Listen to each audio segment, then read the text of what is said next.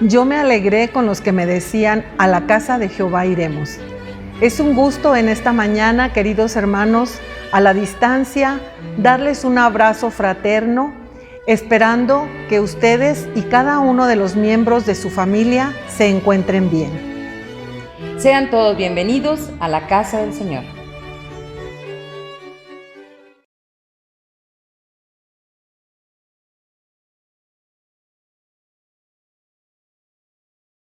El llamamiento a la adoración de esta mañana lo encontramos en Salmos 97 para leer los versículos del 5 al 9.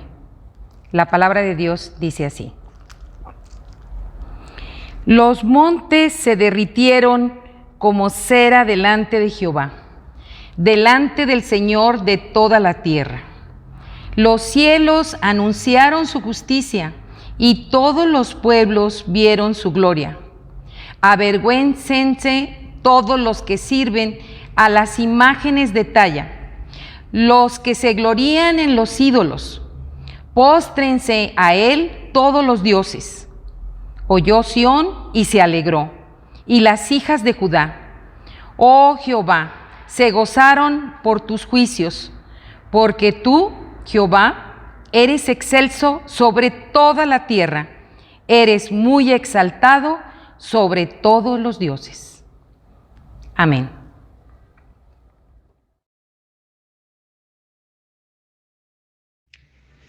Señor y Padre Celestial, nos acercamos esta mañana ante ti con un corazón agradecido por tus enormes muestras de amor y cuidado para tu pueblo. Que el día de hoy nos congregamos unidos en la distancia para rendirte alabanza y adoración, rogando que aceptes este culto que te tributamos, dándote toda la gloria y honra, porque gracias a ti podemos sentir esa paz espiritual que solo proviene de ti, sabiendo que todas las cosas están bajo tu dominio y que esta época de angustia y enfermedad podemos sobrellevarla con la confianza de que tú cuidas de tu pueblo.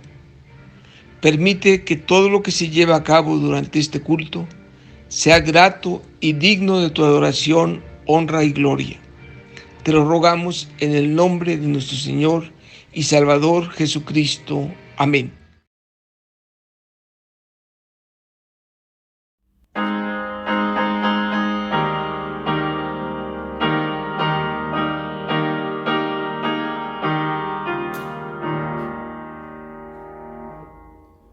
Gloria demos al Padre, al Hijo y al Santo Espíritu, como eran al principio, son hoy y habrán de ser eternamente.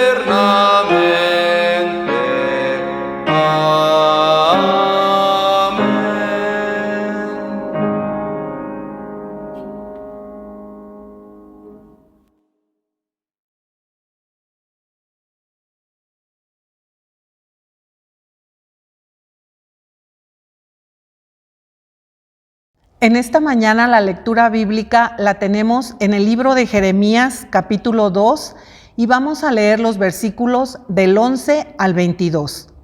La palabra de nuestro Dios dice: ¿Acaso alguna nación ha cambiado sus dioses, aunque ellos no son dioses? Sin embargo, mi pueblo ha trocado su gloria por lo que no aprovecha. Espantaos cielos sobre esto y horrorizaos, desolaos en gran manera, dijo Jehová, porque dos males ha hecho mi pueblo. Me dejaron a mí fuente de agua viva y cavaron para sí cisternas, cisternas rotas que no retienen agua. ¿Es Israel siervo? ¿Es esclavo? ¿Por qué ha venido a ser presa? Los cachorros de león rugieron contra él, alzaron su voz y asolaron su tierra. Quemadas están sus ciudades sin morador. Aún los hijos de Memphis y de Tafnes te quebrantaron la coronilla. ¿No te acarrió esto el haber dejado a Jehová tu Dios cuando te conducía por el camino? Ahora pues, ¿qué tienes tú en el camino de Egipto para que bebas agua del Nilo? ¿Y qué tienes tú en el camino de Asiria para que bebas agua del Éufrates? Tu maldad te castigará y tus rebeldías te condenarán. Sabe pues y ve cuán malo y amargo es el haber dejado tú a Jehová tu Dios y faltar mi temor en ti, dice el Señor, Jehová de los ejércitos. Porque desde muy atrás rompiste tu yugo y tus ataduras y dijiste, no serviré. Con todo eso, sobre todo collado alto y debajo de todo árbol frondoso, te echabas como ramera. Te planté de vid escogida, simiente verdadera toda ella. ¿Cómo pues te me has vuelto sarmiento de vid extraña? Aunque te laves con lejía y amontones jabón sobre ti, la mancha de tu pecado permanecerá aún delante de mí, dijo Jehová el Señor. Amén. Dios añada bendición a su palabra.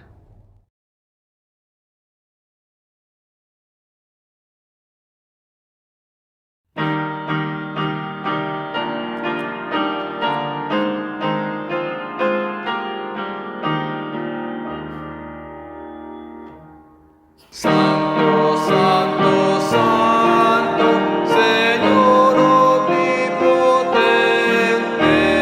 siempre labio mío, flores te darán. Santo, santo, santo, te adoro reverente, Dios en tres personas, bendita Trinidad.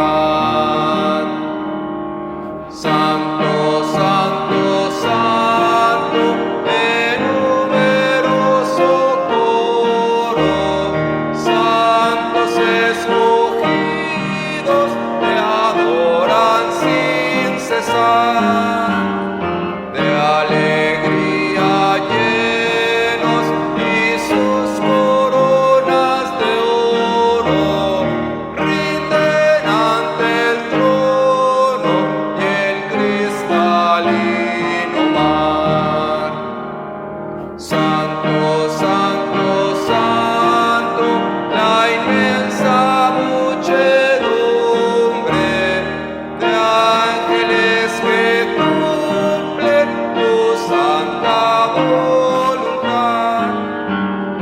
Ante ti se postran bañada de tu lumbre, ante ti que has sido, que eres y serás.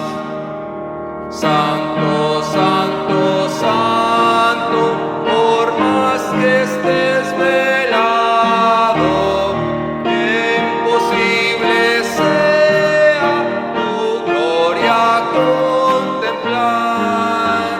Santo, tú eres solo y nada hay a tu lado. El poder perfecto, pureza y caridad. Santo, santo, santo, la gloria de tu nombre, vemos en tus obras, en cielo, tierra y mar. Santo, santo, santo, te adorará todo hombre, Dios en tres personas, bendita Trinidad. Amén.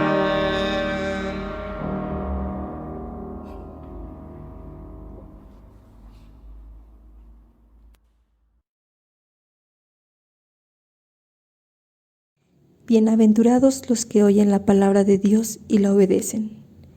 Bendito Señor, Rey de todo lo que existe, nos acercamos a ti reconociendo que tú eres Dios y que fuera de ti nada es. Humildemente, Señor, venimos ante ti buscando de tu sabiduría, sabiendo que de ti también proviene el pan espiritual que necesitamos. Te rogamos que ablandes nuestro corazón y que éste reciba con mansedumbre la enseñanza que tú quieres para nosotros. Sabemos que tu palabra no vuelve a ti vacía, sino que hace lo que tú quieres.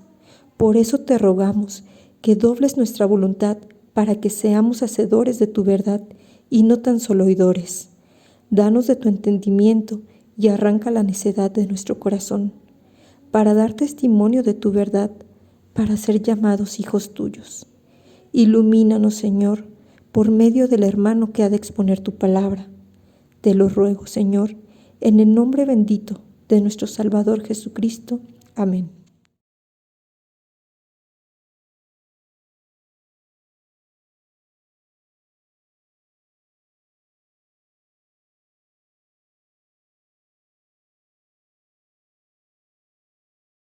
Como ya les había platicado anteriormente, mi esposa y yo cuando nos casamos nos fuimos a Cancún. Llegamos con 2 cajas de mercancía y comenzamos un negocio en la zona hotelera. La verdad es que Dios fue muy benigno, muy misericordioso con nosotros, porque de esas 2 cajas pusimos nuestro negocio, realmente un negocio muy escueto, pero por la gracia de Dios, desde el primer día, nosotros comimos de ese negocio. Yo tenía una tarjeta de crédito que la tenía desde soltero, pero cuando abrimos el negocio la rompí y le dije a mi esposa, frijoles que comamos, no importa, pero que sean nuestros frijoles. Así que en ese momento mi hijo Fernando estaba de brazo, estaba muy pequeñito y comenzamos a trabajar duramente en ese negocio. Después de 2 o 3 años, casi 4 años, Dios nos bendijo grandemente, la verdad, y de ese negocio salió otro negocio, y un negocio bien parado, y más grande que el primer negocio. Y por la gracia de Dios, 1 o 2 años después, no solamente teníamos mercancía suficiente en cada uno de los negocios, sino teníamos una bodega donde teníamos nuestros ahorros, digamos, en mercancía, y la teníamos llena de mercancía. Así que nosotros proveíamos a los negocios de la bodega. Dios fue muy bueno con nosotros durante esos años. Había una gran prosperidad en Cancún y toda la gente que llegaba hacía buenos negocios. Pero paralelamente, en tanto que yo trabajaba en el negocio, también estaba sirviendo al Señor en la iglesia. En la iglesia tenía varios ministerios, tenía varias responsabilidades, apoyaba al pastor en las misiones junto con otro anciano de iglesia. Yo llegué a ser anciano de la iglesia y los ancianos teníamos la responsabilidad de velar por las misiones y por todo el desarrollo del ministerio dentro de la iglesia, y asumíamos nuestra responsabilidad de una manera, bueno, valga la redundancia, de una manera muy responsable. Así que estábamos muy involucrados en la iglesia. Todos los domingos asistía a la iglesia con mi esposa y con mis hijos, y a veces llegábamos de las misiones en la madrugada del domingo, pero de todas maneras llegábamos a las 9 de la mañana y nuestros hijos perfectamente alineados, bañados, desayunados, mi esposa perfectamente vestida, y nos íbamos a la iglesia. Y eso sucedía cada domingo. Es decir, teníamos una asiduidad sistemática de asistencia a la iglesia, pero no solo eso, en lo personal, yo leía la Biblia todos los días y compré comentarios bíblicos, y entonces para poder conocer lo que decía la Biblia, veía lo que decía el comentario bíblico para poder entender mejor lo que Dios quería decirme cada mañana. Así pues, leía la Biblia, oraba, asistía a la iglesia, en fin, tenía una vida plena de entrega a la obra del Señor. Si en ese momento alguien me hubiera preguntado, ¿en quién tienes puesta tu confianza? ¿Quién es tu proveedor? ¿En quién confías para la provisión de todas tus necesidades? Si en ese momento me lo hubieran preguntado, yo inclusive me hubiera ofendido. Y les hubiera dicho a la persona que hubiera preguntado, le hubiera dicho, bueno, ¿qué quieres decir con esa pregunta? Esa pregunta está de más, ¿que no te das cuenta? Soy una persona que está entregada al Señor. Así que yo hubiera respondido sin chistar, automáticamente, de forma inmediata: yo confío total y plenamente en el Señor, mi vida está puesta en las manos de Dios y mi corazón descansa totalmente en Dios. Eso hubiera dicho, sin lugar a dudas. Y hasta me hubiera disgustado, como les decía, si me hubieran hecho esa pregunta.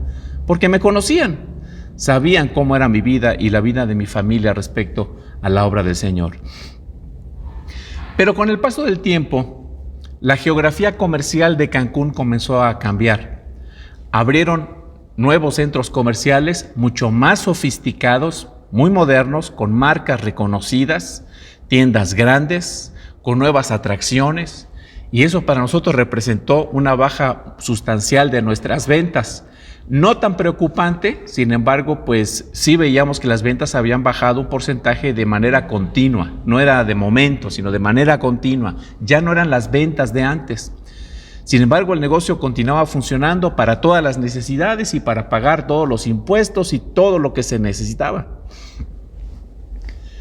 Tiempo después, había una cafetería que estaba a la vuelta del negocio, una de esas cafeterías que son cadenas, tiene un círculo y una guitarra así atravesada. Esa cadena traía muchísima gente a un centro comercial que estaba enfrente del nuestro y traía muchísima gente, era un hormiguero de personas todas las noches. Y a nosotros nos iba pues bien, esa cafetería nos servía bastante, pero de repente esa cafetería la reubicaron y la cambiaron a uno de esos centros comerciales más modernos, más sofisticados, y obviamente pusieron una cafetería mucho más moderna y bonita. Y toda esa gente, este hormiguero de personas que se reunía alrededor de esa cafetería, que eran colas de gente, pues se fueron a otro centro comercial. Así que lo que se avecinaba para nosotros era una debacle. Y así fue. Las ventas bajaron hasta un 90%, sin exagerar. O sea, prácticamente no salía para los gastos necesarios para el negocio, no podíamos resurtir la tienda, todo el inventario nos los estábamos comiendo. Y entonces comenzaron las preguntas en mi corazón. ¿Qué voy a hacer? ¿Cómo le vamos a hacer? ¿Cómo voy a poder solventar todos los gastos y todas las necesidades de la familia? Y esto era bastante genuino, porque en realidad yo estaba preocupado como padre de familia. ¿Cómo voy a sostener a mis hijos? ¿Cómo voy a pagar las colegiaturas? ¿Cómo voy a pagar sus uniformes, sus zapatos y todo lo que necesitan? Y están en pleno desarrollo y pues la comida y todo lo necesario para nuestra subsistencia como familia. ¿Cómo le vamos a hacer? Bueno, tenía muchas preguntas, pero no tenía respuestas. Lo lógico, o lo que se esperaba, es que si yo tenía puesto mi corazón en Dios, esa circunstancia hubiera puesto de manifiesto que yo confiaba en Dios.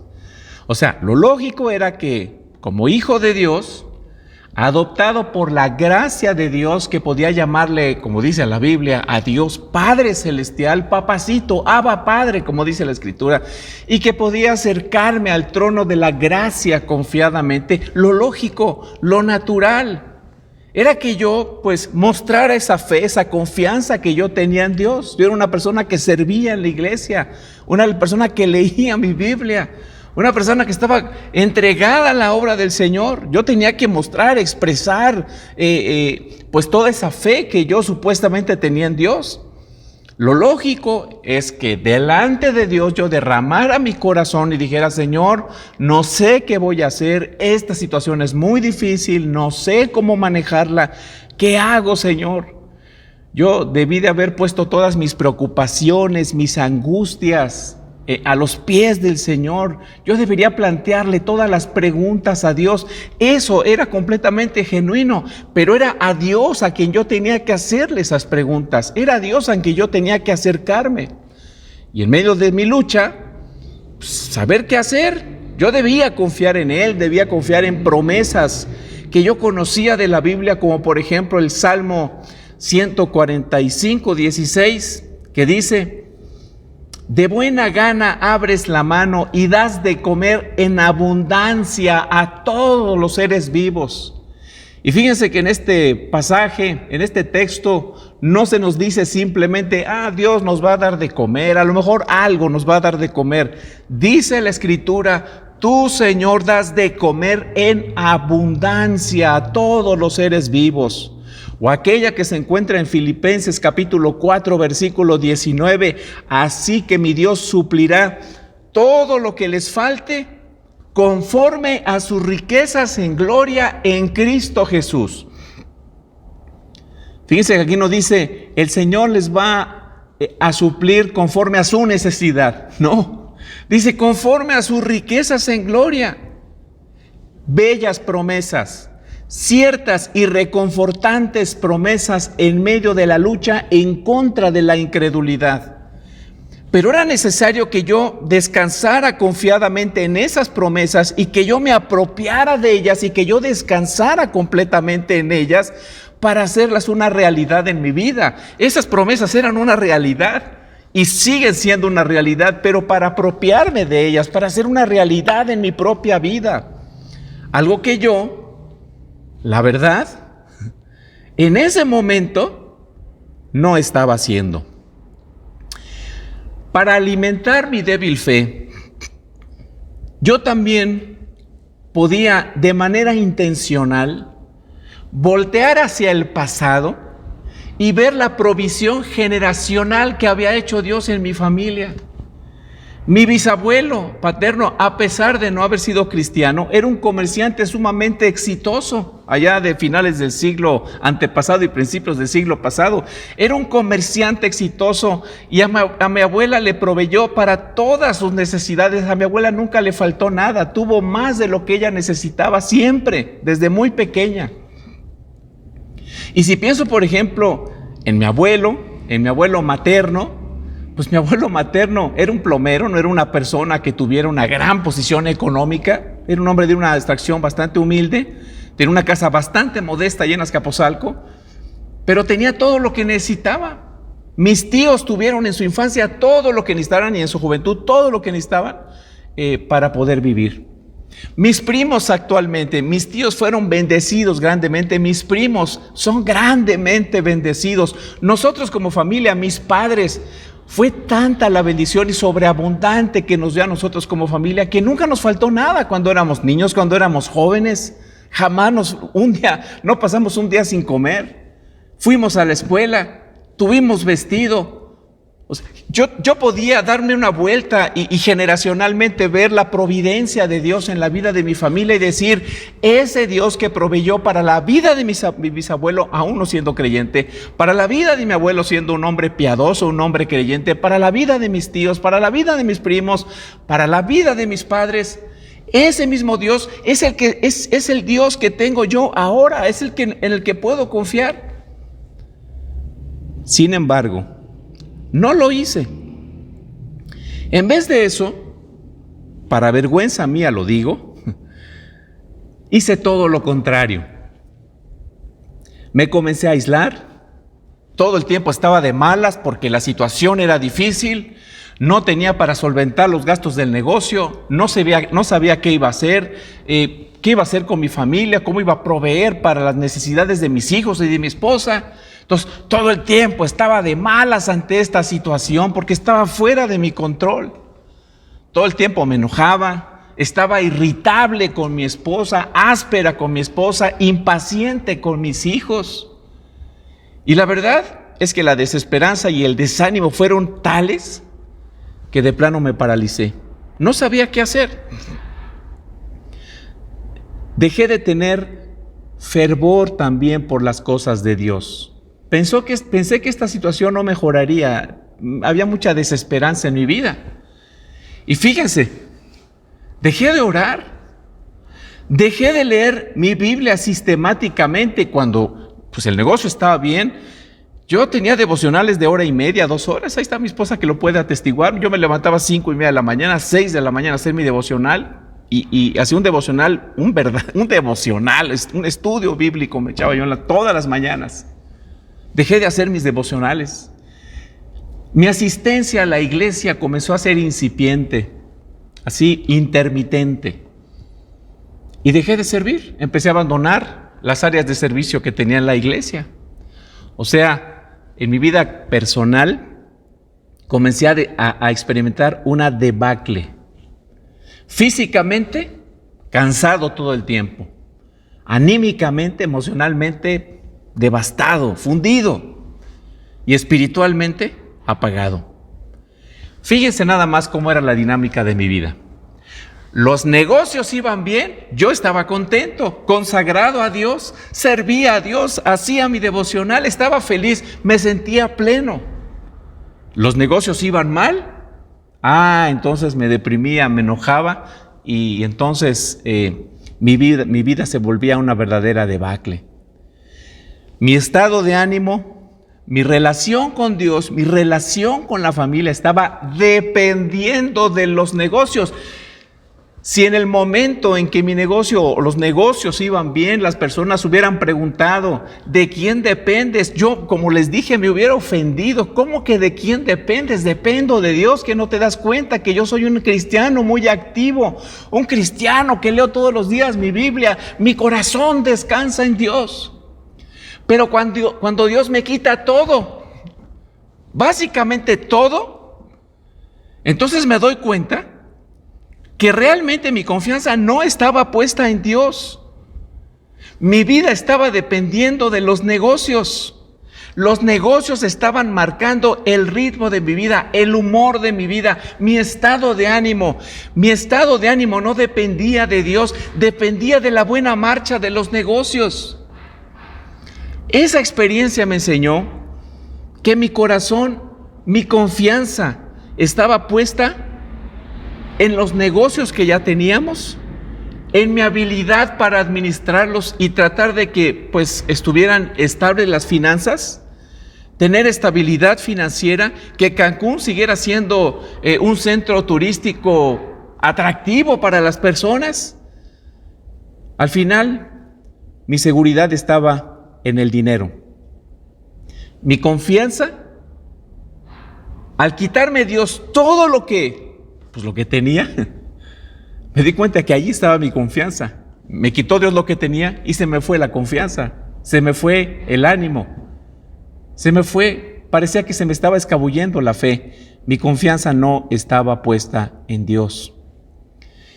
Hermanos, esta fue una experiencia muy abrumadora para mí y reveladora, porque Dios no era el centro de mi adoración. En realidad, mi seguridad estaba en otro lado, en muchas cosas, menos en quien debía estar anclada, en el glorioso y fiel y buen Dios de la Biblia. El diagnóstico era devastador. ¿Saben una cosa? Yo era un cristiano idólatra. Mi confianza no estaba puesta en Dios. Estaba puesta en algo más que no era Dios. Porque idolatría en su sentido más elemental significa adorar a lo creado en vez de al Creador. Cuando nosotros ponemos nuestra confianza aquí en la tierra, en lo creado, puede ser una persona, una cosa, puede ser una dinámica de vida, un hábito, una persona, una relación, cualquier cosa. Cuando uno pone su confianza en las cosas de la tierra y uno abandona al Señor, uno es una persona, se está uno volviendo una persona idólatra, aún siendo cristianos. A veces llegamos a pensar que los idólatras son las personas que no conocen a Dios, solo ellos son idólatras. Y nos sentimos orgullosos al decir, no, nosotros los cristianos no somos idólatras. Dios nos guarde de una situación así. La verdad es que no nos damos cuenta. Estamos ciegos a esa realidad. Yo estaba ciego a esa realidad, pero en realidad yo era un idólatra. Yo estaba confiando en el dinero, pero no en el Creador. Estaba confiando en mi negocio, estaba confiando en mi habilidad, pero no estaba confiando en Dios. Mi corazón no estaba descansando en Dios. Esa circunstancia reveló con toda claridad que mi confianza no estaba puesta en el Señor. Es una expresión de gracia cuando Dios nos quita aquello en lo que confiamos para que reflexionemos y nos demos cuenta que Dios ha dejado de ser el centro de gravedad de nuestras vidas. Es una bendición, es una manifestación de gracia, una disciplina amorosa del Señor, cuando Dios sabe que nosotros no tenemos puesta nuestra confianza en Él y a veces nos quita la salud o nos quita el negocio o nos quita el trabajo, pero no porque Dios no nos ame, sino para que nos demos cuenta que no le amamos como le deberíamos amar, que no estamos confiando en Él. Es una expresión de gracia porque comúnmente estamos ciegos a esta realidad. Y hermanos, déjenme decirles que algo así sucedió en los tiempos del profeta Jeremías. Jeremías capítulo 2, versículo 11. Voy a leer la traducción del lenguaje actual. Jeremías capítulo 2, versículo 11. Dice el Señor: jamás he conocido una nación que haya abandonado a sus dioses, aun cuando sus dioses sean falsos. Pero ustedes me cambiaron a mí, que soy el Dios verdadero y glorioso, por dioses que no sirven para nada. Voy a repetir: ustedes me cambiaron a mí, que soy el Dios verdadero y glorioso, por dioses que no sirven para nada. Lo que aquí nos está diciendo el Señor, aunque no lo creamos, es que su propio pueblo, o sea, un pueblo que le debía fidelidad, amor, consagración, lealtad, cambió a Dios por dioses, por ídolos inútiles. Déjenme decirles, es como si una esposa tuviera a un esposo fiel que proveyera para todas las necesidades, un hombre hogareño que se desviviera por su esposa y por sus hijos, que a su esposa siempre le diera el primer lugar, que le mostrara su amor constantemente, que constantemente le mostrara esa calidez como esposo. Un hombre paciente, amable, un hombre amoroso, fiel con su esposa. Una persona que, imagínese este esposo que provee suficientemente para que no le falte absolutamente nada a sus hijos, nada a su esposa, nada a su familia. Y es como si la esposa, pues, abandonara a ese esposo fiel, amoroso, bueno, un esposo, pues el esposo ideal, y lo abandonara por un amante y se fuera a vivir como limosnera abajo de un puente a ver pues cómo le podían hacer para salir adelante, irse con un holgazán desarrapado, irresponsable, inútil, habiendo jurado fidelidad frente al altar. Eso fue lo que hizo Israel en los tiempos de Jeremías. Abandonó a Dios para irse tras dioses falsos, abandonó a Dios para irse tras otros amantes. Y esto es la idolatría. La idolatría es descrito en la Biblia como un adulterio espiritual. Es dejar a nuestro amado esposo, al Señor, a quien provee para todas nuestras necesidades, e irnos tras otros apestosos dioses inútiles que nos prometen lo que jamás nos van a dar. Es una ilusión. Es adulterio espiritual, se llama idolatría. Y aquí nos está hablando del pueblo de Dios, no nos está hablando de personas paganas que no conocen a Dios. Lo que sí está diciendo el Señor es que esos paganos sí son fieles a sus dioses. Pueden sus dioses ser una porquería, no servir para nada, pero esos paganos son fieles a esos dioses. Pero dice el Señor, ustedes no son fieles a mí, al contrario, se van tras esos dioses que les prometen los que no les pueden dar. Pero ¿cuáles eran esos dioses? Miren, nosotros como seres humanos no tomamos decisiones a lo loco. A veces así parecería, ¿verdad? Pero las decisiones de alguna forma surgen de la realidad que hay dentro de nosotros, de nuestro corazón.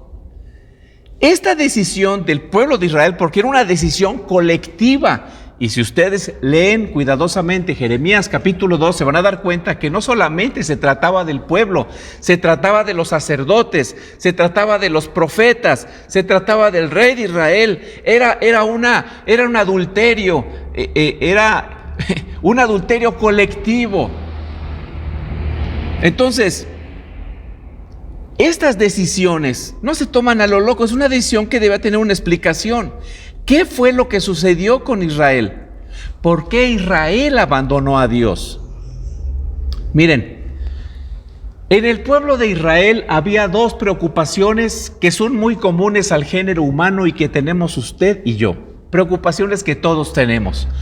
Todos tenemos preocupación por la seguridad y todos tenemos preocupación por la provisión. Todos queremos tener lo necesario para poder vivir, para poder tener un lugar donde estar y para poder proveer para nuestras familias. Todos queremos eso y eso está bien. Todos estamos ocupados y preocupados por la provisión, pero también por la seguridad. La provisión tiene que ver con los alimentos, el vestido, la casa y todo aquello relacionado con precisamente la provisión. Y la seguridad, particularmente hablando del pueblo de Israel, bueno, ellos estaban rodeados de muchas naciones paganas. Y Jerusalén, porque recuerden que el pueblo de Israel se dividió y en este momento Jeremías estaba hablando al pueblo de Judá, que eran 2 tribus y básicamente se concentraban en Jerusalén, era el centro, era la capital pues del Estado de Israel. Así que había muchos enemigos alrededor que amenazaban y que querían y se frotaban las manos por el botín, ¿no? que era Jerusalén. Entonces los israelitas obviamente querían tener seguridad, la seguridad de que no iban a ser conquistados por naciones paganas, por naciones extranjeras y más poderosas que ellos. Ellos deberían haber buscado a Dios y podrían poner delante de Dios todas estas preocupaciones, obviamente guiados por los sacerdotes, guiados por los profetas, para que el pueblo de Israel se doblegara delante del Señor y él dijera: Señor, tenemos preocupación por nuestra seguridad, ayúdanos, no permitas que estas naciones paganas nos conquisten. Sin embargo, ellos dejaron de adorar a Dios para adorar a Baal. Su corazón del pueblo de Israel era un corazón idólatra. Y conste que se trataba del pueblo de Dios. Quiero enfatizar esto. No pensemos que la idolatría no tiene que ver con nosotros los creyentes. Tiene mucho que ver con nosotros los creyentes. Ellos estaban descansando, su corazón estaba descansando en Baal en vez de descansar en Dios.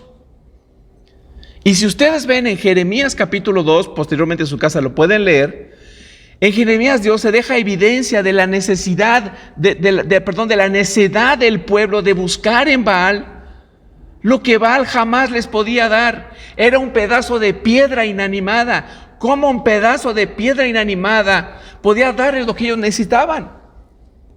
¿Por qué dejar de confiar en el Dios vivo y verdadero y buscar a Baal? Buscaban en Baal lo que Dios les podía dar a manos llenas. Pero Dios les hace ver que lo que ellos estaban haciendo era una locura, era un sinsentido, una verdadera necedad. Dios, hermanos, les recuerda la fidelidad histórica que Él había tenido con el pueblo de Dios. El Señor, posteriormente lean ustedes Jeremías 2 para que ustedes se den cuenta de lo que les estoy diciendo es verdad.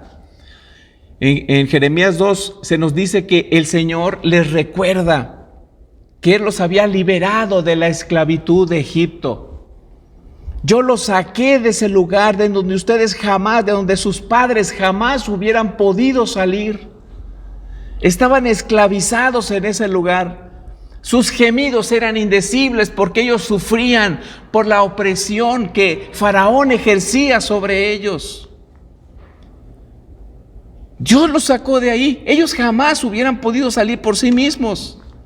Y dice el Señor: yo los saqué de Egipto, hice lo imposible, lo que nadie podía hacer. Yo los redimí de la esclavitud en la que estaban. Pero una vez que los saqué a sus padres, pues yo los llevé por tierras inhabitadas, los llevé por el desierto, tierra por donde nunca nadie pasó, porque era un lugar totalmente infértil. Nadie podía vivir ahí. Lugares lúgubres, terribles, inhóspitos.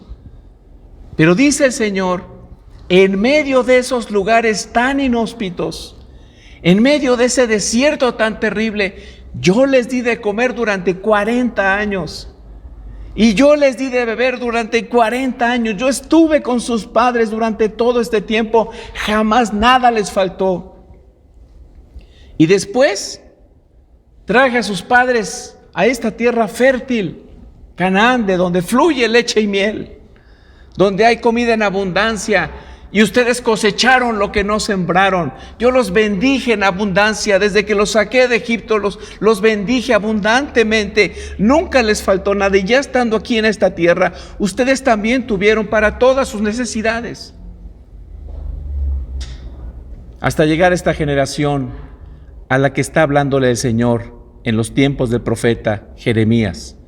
Después de 500 años de haber traído a sus padres, y al igual que en el caso de sus padres, yo les he dado todo lo que ustedes necesitan. Nunca les ha faltado nada. Les he dado de comer, les he dado de beber, les he provisto vestidos, les he provisto de casa, un lugar donde vivir. Yo he suplido todas sus necesidades. Pero ese pueblo, en vez de echar un vistazo a la historia y darse cuenta de cómo Dios proveyó para sus bisabuelos, tatarabuelos, sus abuelos, sus padres, y hasta llegar a ellos, y cómo Dios les dio todo lo que necesitaban, en vez de echar un vistazo generacional para alimentar su fe, ellos no creyeron en Dios, no le dieron gracias. En vez de buscar aquel de quien tenían todo a manos llenas, buscaron amantes que les brindaran confianza, que les dieran servidumbre, que les proveyeran para sus necesidades. Qué necios, qué insensatos fueron los judíos. ¿Y por qué buscaron a Baal? Hermanos, Baal era el dios de la fertilidad. Él prometía buenas cosechas. Él prometía buen tiempo para que tuvieran mucho alimento, para que tuvieran sus canastas llenas de alimento en abundancia. Y ellos pensaron que Baal sí podía brindarles la provisión que ellos pensaron que Dios no les podía dar. Cambiaron a Dios por ese amante inútil, al Dios vivo y verdadero por un pedazo de piedra. Ellos creyeron la mentira de que Dios no era suficiente para proveer para sus necesidades, que no podía su corazón descansar completamente en Dios, que necesitaban confiar en alguien más que no era Dios, porque Dios no tendría el poder, la sabiduría, la soberanía, y no sería el Dios de la provisión para los israelitas. Entonces se fueron en busca de amantes para tratar de tener la prosperidad que ellos necesitaban. Hermanos, nuestro corazón debe descansar solo en el Señor. Debemos llevar todas nuestras preocupaciones, que pueden ser genuinas, a sus pies. Pero en vez de eso, cuando no sabemos cómo hacerle para sacar adelante las necesidades de nuestras familias, los gastos de nuestra casa, todo lo que debemos cubrir, descansamos en otros dioses, dioses muy modernos. Descansamos en las tarjetas de crédito y andamos ahí endrogándonos en vez de buscar a Dios y decirle: Señor, ayúdame, provee para mis necesidades. Andamos desesperadamente firmando y después, la deuda se nos hace grande y es como una bola de nieve, y luego ya no sabemos qué hacer y andamos buscando a la familia a ver quién nos puede ayudar, a ver qué podemos empeñar, a ver cómo le podemos hacer para tratar de sacar adelante todas las deudas que hemos contraído. Son dioses modernos. Descansamos en familiares que a lo mejor podrían llegar a ayudarnos. Descansamos en nosotros mismos, en nuestras habilidades. Nos llenamos de preocupación y ansiedad. Nos afanamos, buscamos amantes que suplan nuestras necesidades. Nos endrogamos, nos tronamos los dedos, andamos todos preocupados, enojados, irritables, sin saber qué hacer. Pero lo que no hacemos es llevar todas nuestras cargas al único que sí sabe qué hacer realmente y que en verdad nos puede ayudar. Pero a Israel también le preocupaba no solamente la provisión, sino también la seguridad. Jeremías capítulo 2, versículos 14 y 15. Israelitas, dijo el Señor, ¿qué ganan ahora con confiar? Fíjense nada más el término que utiliza el Señor. Su confianza. ¿Dónde está puesta su confianza? Israelitas, ¿qué ganan ahora con confiar en el poder de Egipto y en el poder de Asia? Ustedes son libres. Ustedes no nacieron siendo esclavos. ¿Por qué ahora los tratan así? Los soldados de Menfis y Tafnes han acabado con sus gobernantes, lanzan rugidos como leones y destruyen el país. Han quemado las ciudades y ya nadie vive en ellas. Fíjense, qué insensatez del pueblo de Dios. Ellos buscaban seguridad cuando el Señor dice: yo soy escudo alrededor de ti. Yo soy quien te protege. El ángel de Jehová acampa alrededor de los que le temen y lo defiende. Sin embargo, en vez de confiar en el Señor, confiaron en dioses. Es decir, confiaron en Egipto, confiaron en los asirios para hacer convenio y para tratar de que esas naciones los protegieran de otras naciones extranjeras. Pero ¿qué estaban haciendo esas naciones? Esas naciones los estaban acabando, los estaban devastando. Israel buscó seguridad en naciones extranjeras y paganas, haciendo alianzas. Pero ellos los trataban mal, los trataban con dureza, los trataban como si fueran sus esclavos. Y en vez de ayudarles, los estaban destruyendo. Y eso es justamente lo que hacen los ídolos. Los ídolos mienten. Los ídolos nos prometen que van a cuidar de nosotros, que nos van a dar, que nos van a dar todo lo que necesitamos, que nos van a brindar la confianza y seguridad que Dios no nos puede dar. Y confiamos o llegamos a confiar en ellos, pero ellos nos maltratan, nos mienten, nos traicionan. Eso fue lo que hicieron estos ídolos. Ellos no solamente confiaron en Baal, sino también confiaron en naciones extranjeras. Estos eran los ídolos en los que ellos confiaban. Habían trasladado su confianza en Dios, en la confianza hacia pedazos de piedra y naciones paganas. Una característica de los ídolos es que son inútiles. Nos esclavizan, nos maltratan, nos mienten, nos defraudan. Es una necedad confiar en ellos.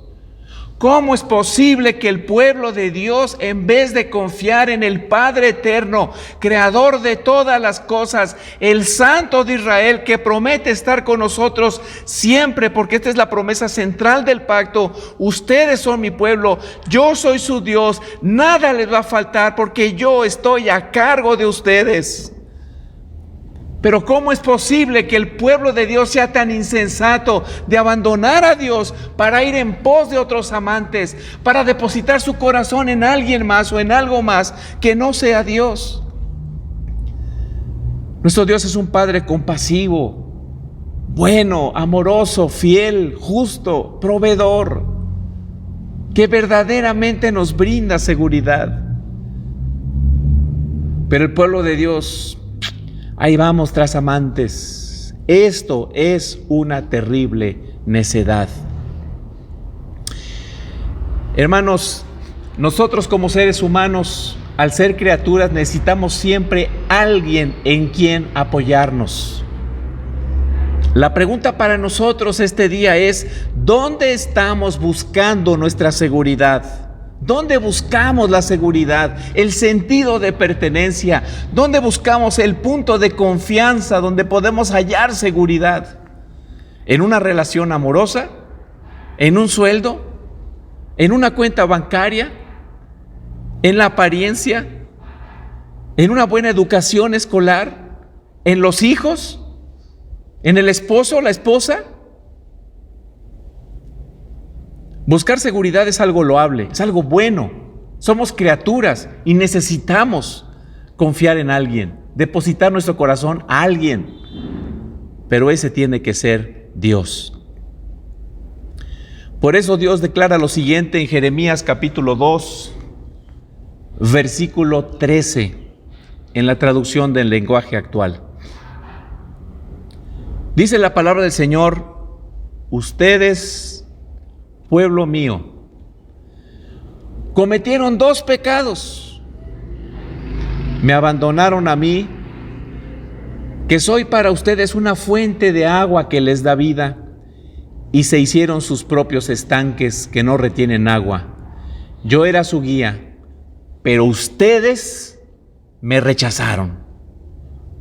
Vean la locura, la necedad, la torpeza de Israel y de nosotros cuando hacemos eso. ¿Cómo es posible que teniendo una fuente de agua viva donde podemos beber constantemente de esa agua y ser satisfechos? O sea, esa fuente de agua viva que se ofrece a nosotros es Dios. En una relación vital con Él podemos tener satisfacción, verdadera felicidad, un sentido de plena bienaventuranza con el Señor. ¿Cómo es posible que teniendo esa fuente de agua viva estemos rascando una cisterna que no puede retener el agua? Es una insensatez, es una necedad. Pozos agrietados que no retienen agua. Es devastador el reclamo del Señor por seguir a sus ídolos, por seguir a sus amantes. Ustedes me han abandonado. Ellos creyeron la mentira de que Dios no es suficiente para suplir todas sus necesidades. Pero déjenme decirles algo en este día. Sí lo es. Dios es suficiente. En Él tenemos todo. No nos falta nada. No tenemos que andar buscando amantes. ¿Dónde escondernos? ¿Dónde refugiarnos? ¿Dónde apoyarnos? El Dios Todopoderoso, creador del cielo y de la tierra, ya hizo lo más difícil para nosotros: redimirnos de nuestra maldad, redimirnos de las consecuencias del pecado. Dios es suficiente. Él nos puede dar todo lo que necesitamos. Amados hermanos en el Señor, esta es una tendencia en nuestro corazón: ser parte del pueblo de Dios, declarar confesionalmente que creemos en Él, pero muchas veces, funcionalmente en nuestra vida cotidiana, andamos buscando dioses en los cuales apoyarnos. Por eso dice Jeremías capítulo 2, en el versículo 31, en la Nueva Biblia de las Américas: oh generación, atiendan la palabra del Señor.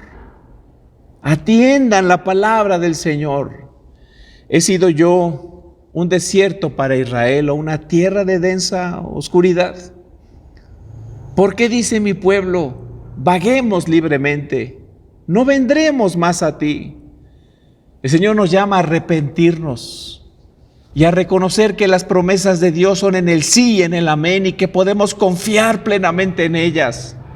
Ciertamente, sobre todo como esposos, es una circunstancia muy desafiante cuando nos quedamos sin trabajo, cuando nuestros negocios no tienen el éxito que quisiéramos, cuando nos vemos en problemas para poder proveer las necesidades de nuestra familia. Y esto es normal, porque es una responsabilidad que Dios nos ha dado a nosotros. Pero en vez de desanimarnos, de dejar de ir a la iglesia, de dejar de leer la Biblia, de estar teniendo aspereza con la esposa, ponerse de malas con los hijos, tenemos que buscar a Dios, que es la fuente de agua viva, que nos dice: ven y bebe. Yo te voy a decir qué debes hacer. Yo voy a proveer para todas tus necesidades. No busques amantes. Búscame a mí, que soy tu Padre, tu Dios celoso, que está al pendiente de su pueblo. Debemos abandonar todo aquello en lo que pudiéramos estar apoyándonos para sentirnos seguros y confiados, y depositar absolutamente toda nuestra confianza en el Señor. Tal vez alguno diga: pero esto es imposible. Esto para un ser humano es tan difícil, es prácticamente imposible. ¿Quién puede tener esa calidad de fe? Hermanos, tenemos un ejemplo sublime de cómo rechazar las insinuaciones de que nuestro Padre Celestial no es suficiente para suplir todas nuestras necesidades. Y es el ejemplo de nuestro glorioso Señor Jesucristo en su humanidad. Jesucristo sabe lo que es tener necesidad. Si usted cree que solamente usted ha tenido necesidad en esta vida y que Dios no le entiende porque Él no es un Dios que ha creado todas las cosas y que vive en la eternidad y que, mire, Jesucristo pasó por tiempos de mucha necesidad. Óigame, estar 40 días sin comer, ¿usted ha estado alguna vez una semana sin comer? ¿O 4 días sin comer? Jesús sabe lo que es tener necesidad. Él vivió 40 días en el desierto, o sea, en un lugar inhóspito, terrible, sin comer. Satanás, en ese contexto de vulnerabilidad humana, porque el Señor era un humano semejante a nosotros, sin pecado, pero Él sabía lo que era tener sed y Él sabía lo que era tener hambre. Él sabía lo que era que se antojara un alimento. Él lo sabía. Él fue y es un hombre, ahora es un hombre resucitado, pero Él vivió como hombre aquí en la tierra. Satanás se acerca y, conociendo la vulnerabilidad en la que se encontraba, teniendo hambre, de manera artera pero sutil, le dice algo que lo voy a decir yo de manera parafraseada. ¿Cómo es posible que tú puedas decir que Dios te ama? ¿Cómo? ¿Tú eres el Hijo amado del Padre y casi muriéndote de hambre? ¿Así es tu Padre? ¿Ese es el cuidado que Dios tiene de ti? ¿Dónde está tu Dios? Mira nada más cómo te tiene, muerto de hambre. ¿No que te ama tanto? Entonces, ¿dónde está para que supla tu necesidad? ¿Te das cuenta que no está? Mira, lo que tú tienes que hacer, le dijo Satanás a Jesús, es tomar las cosas por tu propia mano. No olvídate de lo que Él te pueda dar. Tú soluciona el problema. Esas piedras tú las puedes convertir en pan. Y déjenme decirles que era una tentación real para Jesús. Si a mí Satanás me tienta diciéndome que yo las piedras las convierto en pan, yo me reiría. Esa no es tentación para mí, porque yo no lo puedo hacer. Pero Jesús sí lo podía hacer. Y ahí es donde Satanás lo tienta. Mira, olvídate de tu padre. Él ya se alejó. Él ya se olvidó de ti. Él ya no sabe ni quién eres. No te ama en realidad. No es tan bueno como tú crees. Mira, toma las cosas por tu mano, por tu propia mano. Independízate de Él. Dile esas piedras que se conviertan en pan y así va a suceder. Y ¿saben qué? Si Jesús lo hubiera hecho, se hubieran convertido en pan, porque el Señor tenía poder para hacerlo. Fue una verdadera tentación. Sin embargo, nuestro Señor Jesucristo, el ejemplo humano perfecto para nosotros, le respondió que por encima de las necesidades materiales estaba el hacer la voluntad de su Padre. Jesucristo confió en la provisión que vendría de la mano de su Padre en el momento oportuno. Él sabía que su Padre no lo iba a abandonar, que iba a proveer para alimento para sus necesidades físicas. Jesús desistió apoyarse en los consejos de Satanás, apoyarse tal vez en sus propios consejos. Este Jesús no solo es un ejemplo, mis amados hermanos. Ese mismo poder con el que pudo rechazar las insinuaciones del maligno de que Dios es suficiente, es el mismo poder que opera ahora en nosotros para ejercer dominio propio, para rechazar toda insinuación del maligno y depender absoluta y completamente de Dios, sabiendo que Dios proveerá para todas nuestras necesidades conforme a sus riquezas en gloria. Que Él proveerá en abundancia, pero tenemos que saber esperar en Él. Debemos confiar total y plenamente en Él.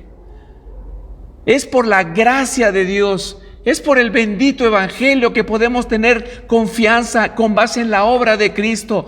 Nosotros podemos acercarnos al Padre Celestial en virtud de la obra de Cristo. Él compró para nosotros ese derecho. Él es nuestro Padre.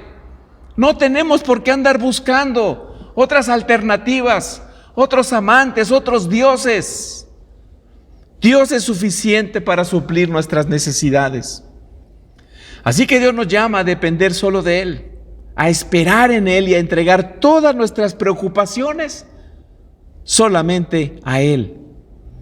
Al hacerlo, le estamos dando gloria y estamos reconociendo su poder y autoridad en nuestras vidas. Así que yo le animo a que deje de buscar otros medios y se enfoque en aquel que sí puede suplir para todas sus necesidades. A veces como seres humanos nos preocupamos, ciertamente. Nos afanamos, ciertamente.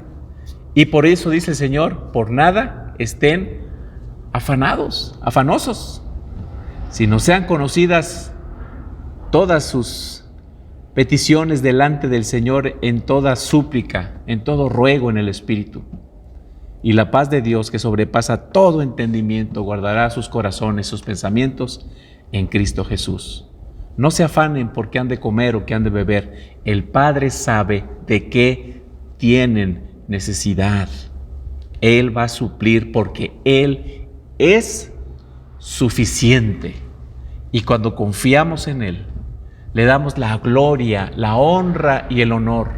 Y somos testimonio para el mundo de cómo se deben lidiar estas dificultades de la vida cotidiana y glorificar al Padre Celestial en Cristo Jesús, en el poder del Espíritu Santo, para la gloria de Dios.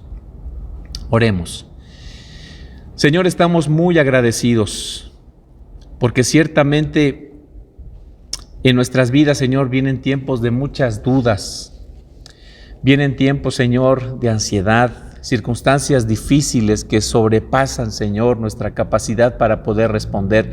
Pero gracias por eso, Señor, porque es ahí en medio de la debilidad, cuando somos humillados, cuando nos es quitada toda confianza, Señor, que aprendemos de manera humilde, siendo humillados por ti en tu gracia, por amor a nosotros, aprendemos a depender única y exclusivamente de ti, Señor. Ayúdanos, Padre, en nuestra incredulidad.